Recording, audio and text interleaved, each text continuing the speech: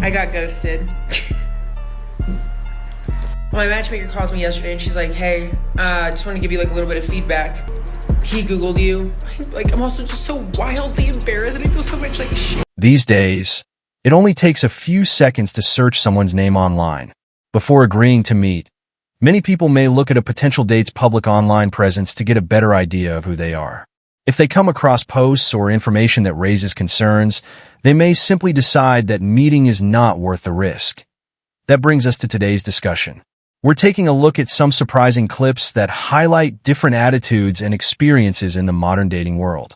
There are plenty of moments to break down, so stay with me because you won't want to miss what comes next. I hear an update about my matchmaker date from last week. I got ghosted.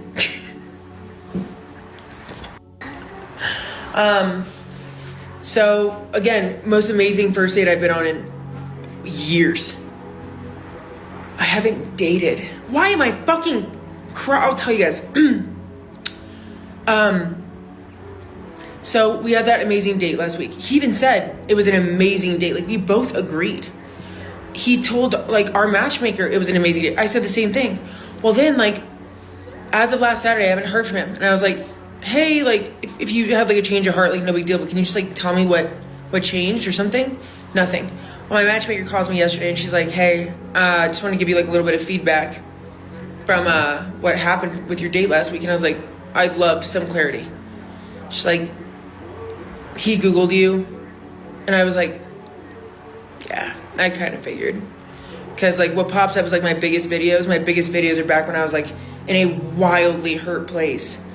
And I was just acting so reckless. And I know what all the misogynistic men are going to write in my comments like, well, that's why you shouldn't be a drug slut on the internet. That's us, guys. I know. Hey, that's us. She's talking about us. I get it. I know. Hell yeah, like, bro. Again, I'm not blaming anybody but myself. I do have to say that, like, it kind of did take, like, the wind out of my sails, like, a little bit. Just because it was, like, I'm going to have to live with, like, what I did forever because I did post it, and I understand, like, the internet is forever. Yes, it is. I don't know. And again, here I am crying, being like, oh my God, after one date, I got ghosted. But it wasn't like one date. It was like, I don't date, period. Mm-hmm. And I put myself out there and I'm also just so wildly embarrassed and I feel so much like shame.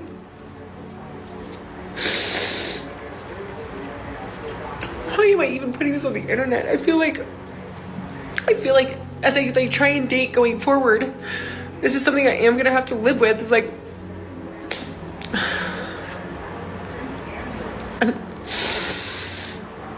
oh, it's okay.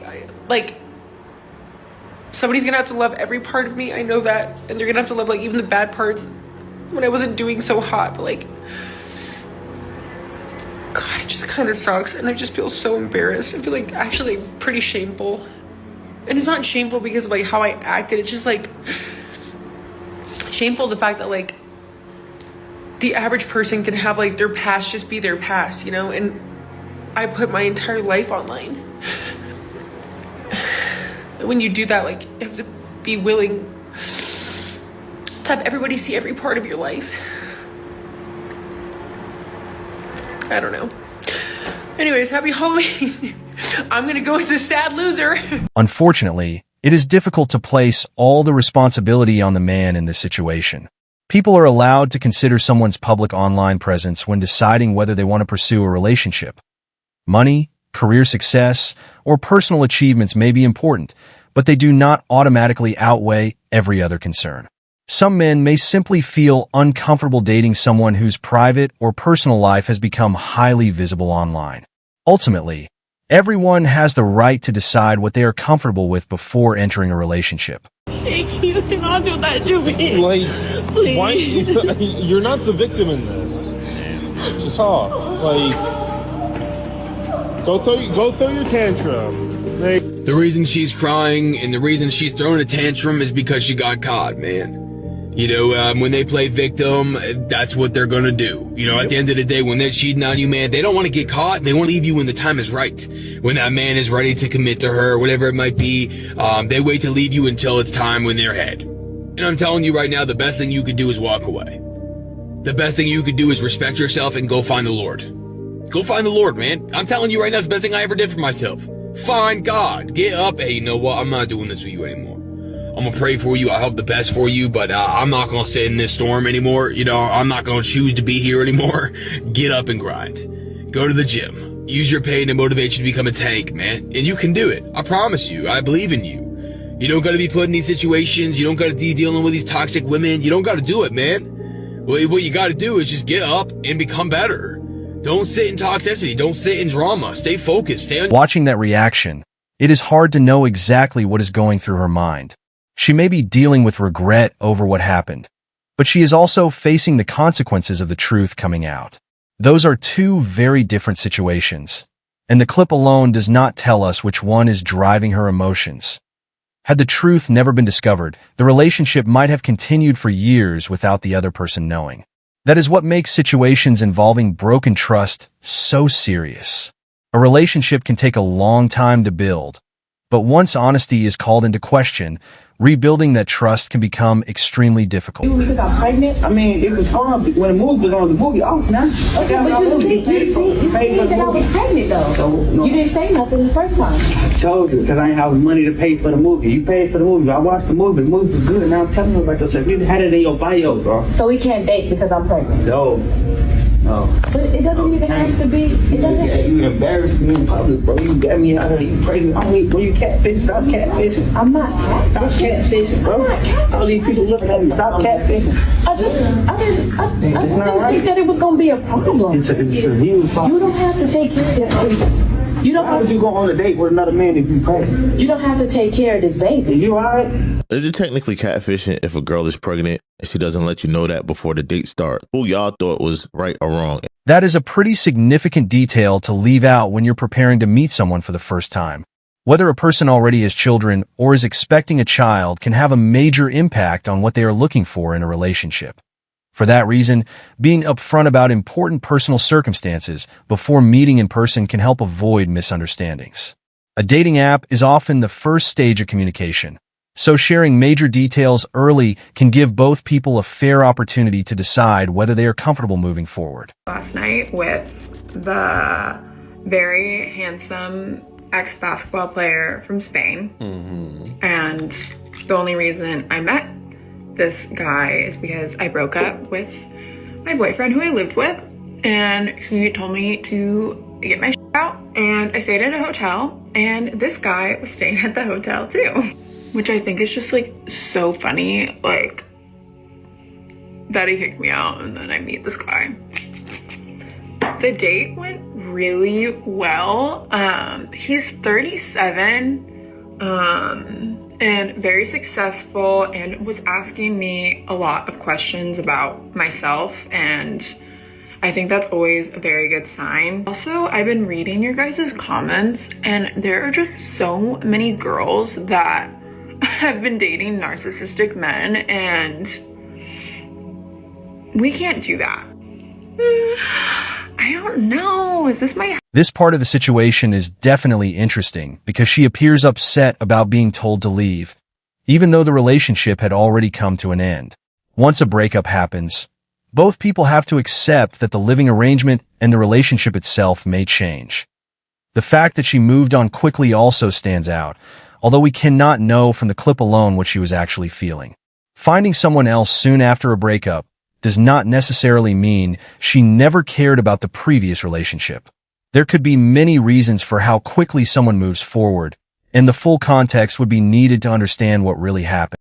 We got into an argument over the phone, the mother of my two daughters, and she let something slip that made me question, is the first kid I had with her my actual daughter? So when I go and get my kids, all of them together, all three, I took them to Charlotte and we got the DNA test. And sure enough, a couple weeks later, come back, find out the first kid I had with her while I was in high school was never mine to begin with. And I just had my other kid with her, right? The one that really is mine. That was a rough time. What's the worst thing a woman could do?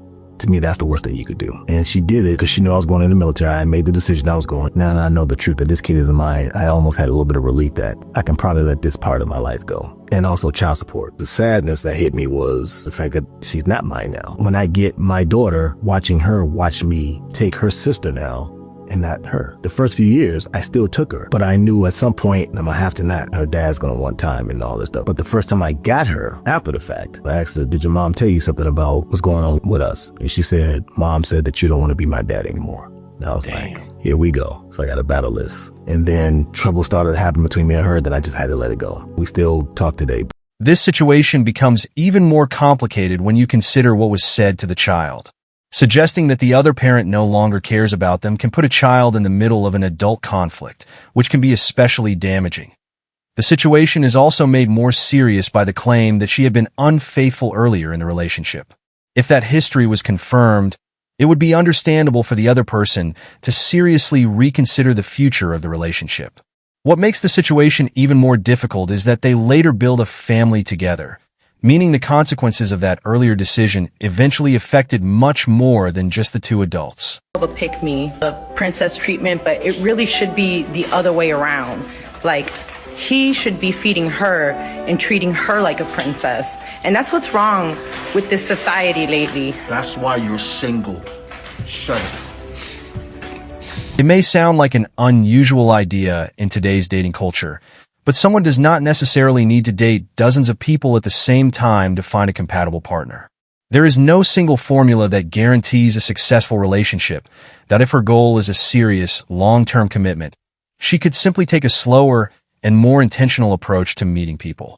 Building a relationship naturally, getting to know someone over time, and allowing compatibility to develop can be just as valid as constantly searching for the next option. In the end, finding the right person is less about a specific number of dates and more about whether two people genuinely fit together. Guys are so lucky. You guys do not understand. So I'm 25, right?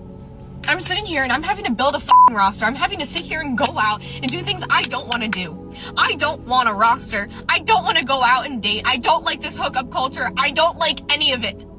But I feel like I don't have a choice. Men, you guys just get to sit there and you guys can go wait until you're in your 30s, you're almost 40, and you can just go get with a girl that's in her 20s and live a normal life.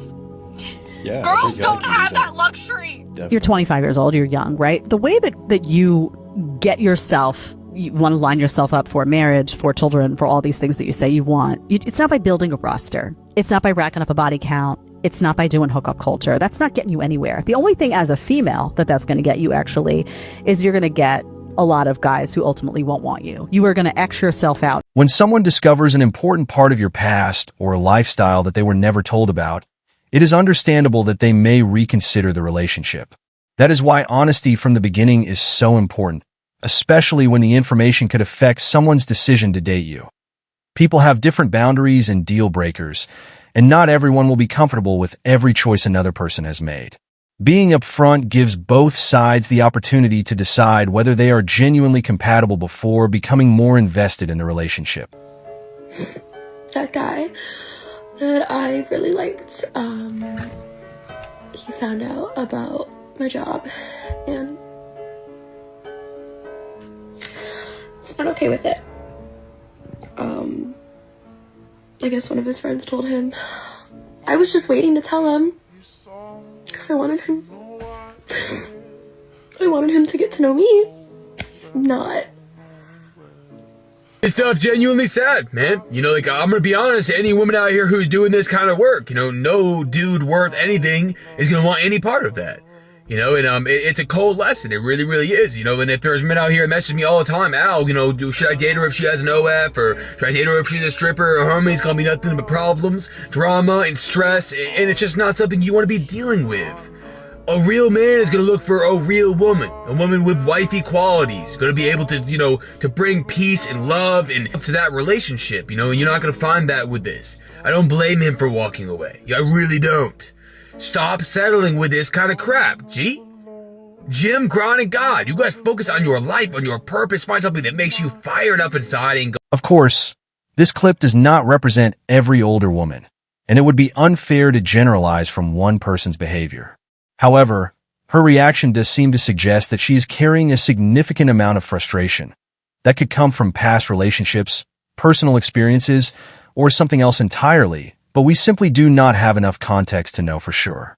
The important point is that one person's behavior should be viewed as an individual situation rather than a reflection of an entire age group. To please me. She's not a seasoned woman. She don't We don't want doesn't that. know already. We don't want that. Those younger women, those girls don't know themselves already. Men want those women because they're able to mold them. And you can teach them and tell them what to do and how to do it, when to do it, and what to do. No. With us older women, we've been there, done that. We already know ourselves. We don't want women that we have to battle your past for. If I get me a younger woman with less experience, why can't a alpha man mold his wife to be that wife to make him happy? This is why we date younger women. They don't have those experiences, those trauma-ass decisions that you've been through your whole life that's keeping your guard up from me. Because I hate the notion that women always try to make it seem like men are semi-predators because we want a pure woman. This is what we want. Y'all can't get mad at us for wanting. She is making it clear that having a relationship is not something she considers necessary, although she does leave the door open to the possibility. That is completely her choice, but her current attitude may also influence the kind of people who feel comfortable approaching her, that if someone consistently communicates that they are not interested in a relationship, potential partners may naturally assume that there is little reason to pursue one. Of course, we cannot know her intentions beyond what she says in the clip, so that part is open to interpretation. But the discussion is about to get even more interesting, because the next clip takes things to another level. You definitely won't want to miss it. She's mean. If she says something, okay, not for you, bye, move on. But stop being scared to go up to girls. So we went to this event today. They give us wristbands to indicate if you're single or taken. So it's obvious. You don't have to even worry about like, okay, are they taken or not? But I come to find out that like this guy told like one of my friends saying, oh, she's like cute. Like, what about her? Like, why didn't you come up to me? And this happens all the time. I just don't understand. Like, if you are interested in someone, like, just go and talk and have a conversation. Maybe you could even get a friendship out of it. But why be scared? Why be afraid? Don't be scared. Just go, socialize, talk to people. Say, hey, how are you? What do you like to do for fun? Anything. Just be nice. In this particular situation, her height preference may make the dating pool smaller than she expects. At around 5 feet 10 inches, a man is already close to the average height in the United States, so requiring someone who is 6 feet or taller naturally reduces the number of potential matches. And once you add other preferences into the equation, finding someone who meets every requirement can become even more difficult. That does not mean finding the right person is impossible.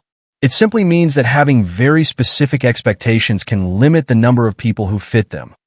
But that's where we'll wrap up today's video. Let me know what you think about the situation in the comments.